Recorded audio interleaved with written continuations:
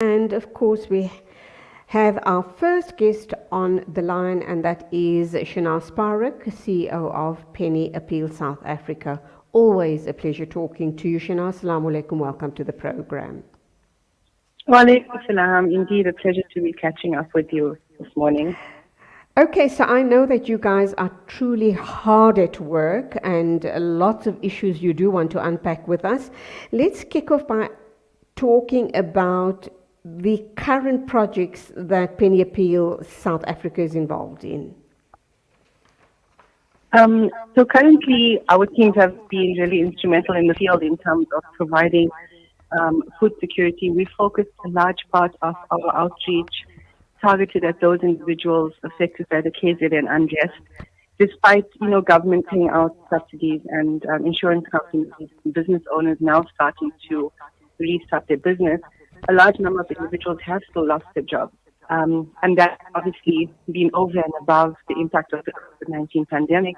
We saw a lot of small businesses having to close their doors due to lockdown. So we continue to support individuals in communities with food packs. We've also rolled out under the Food or Feed Our World banner, we've rolled out 10 food gardens across Cape Town and Durban, specifically targeted at schools, and we're hoping to educate learners about the importance, firstly, of nutrition, and secondly, on being able to literally grow your own food. So those are two projects that have really taken up, I think, quite a lot of time, but in a good way. It's been really, really amazing seeing the success stories coming through, especially from the Food Garden project. And we continue to roll out our water projects across Malawi and Zimbabwe as well, and those are ongoing projects.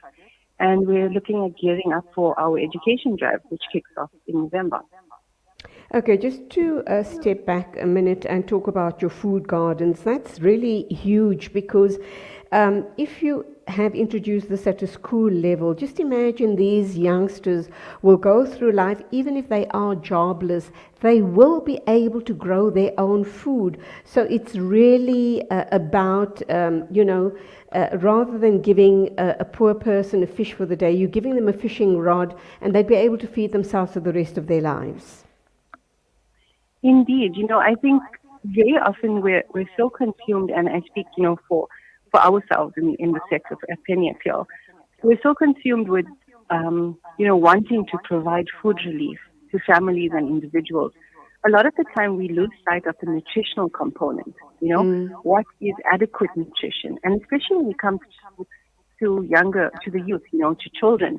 The statistics have proven that there are a large number of children who are growing up in underserved communities who lack proper nutrition.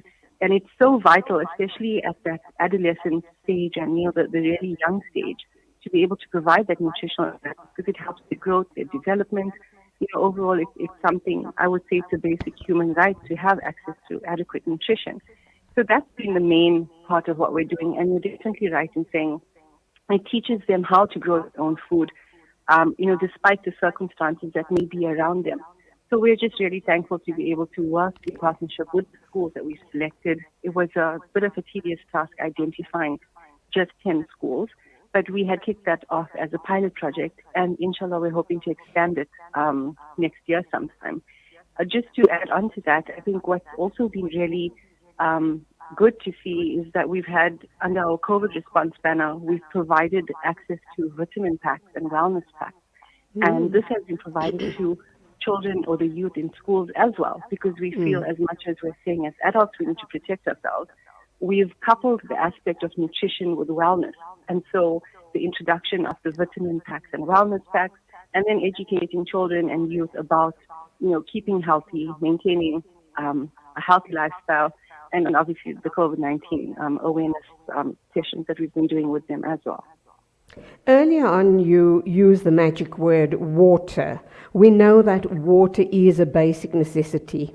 We also know that Penny Appeal provides safe and clean water to various communities. Tell us more about the Thirst Relief Program. Thirst Relief is one of the very first project, or one of our initial projects that we started up.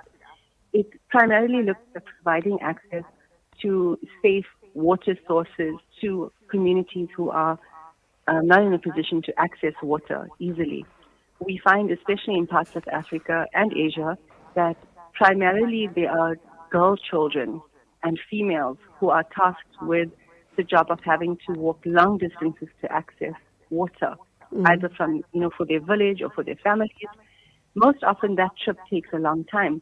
And we always say to individuals, when we talk about it, how much of water can one child bring back? Or how much of water literally can one female carry back to her household?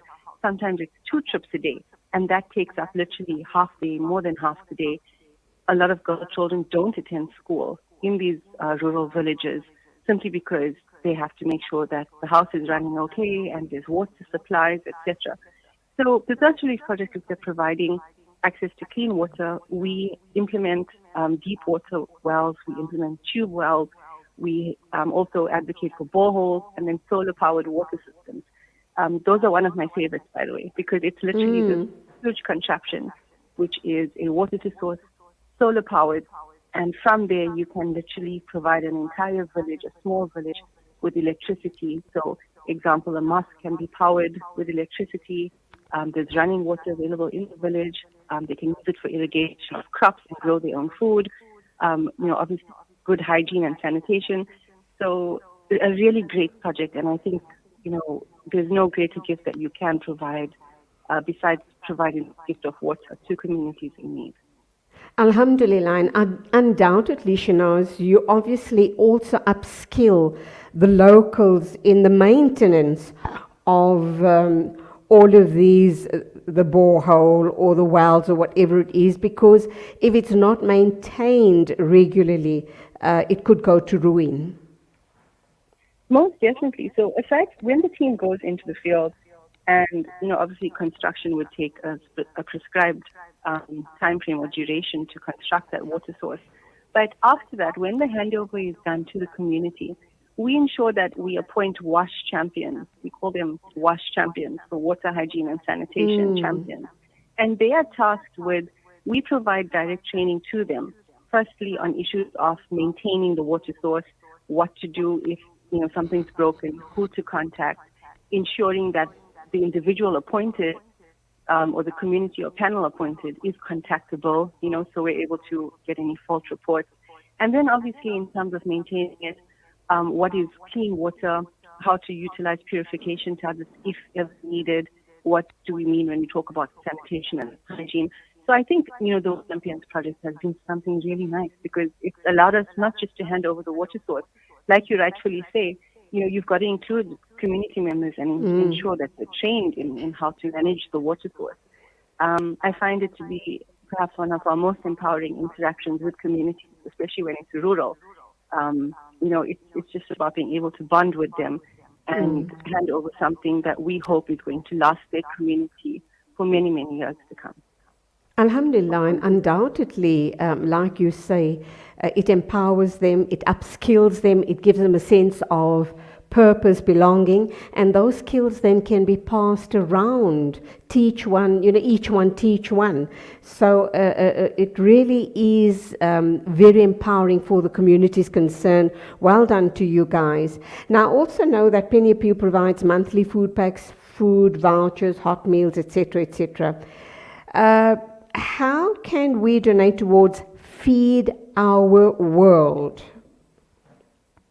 We welcome support and donations towards the Feed Our World initiative. Like I mentioned earlier, we've, been overwhelmed with the requests for food aid, specifically in light of the KZN unrest as well as COVID pandemic, and I think overall economic issues that have plagued our country.